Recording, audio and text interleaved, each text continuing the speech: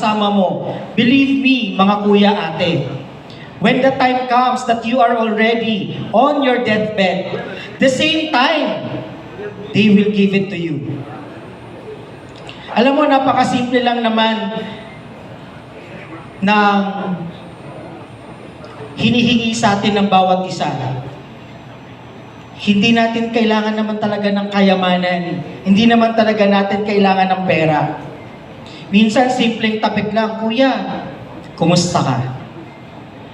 Kuya, how are you? Ate, okay ka lang ba dyan? Magbibigay ka lang ng konting oras sa bawat isa. No?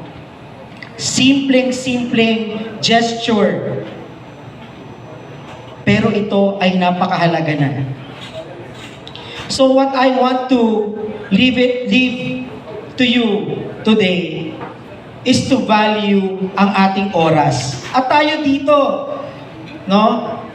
Mga kuya at ate, sa celebration na to, tayo ay nagbibigay ng oras.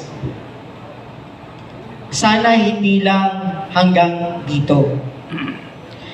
And please indulge me. I just wanted to share with you ang isang programa, no, na kasama sa 8-point agenda ng ating National President, ni Kuya Ronald de los Santos. We talk about time. Meron ngayong programa na ipinupush ang ating NP.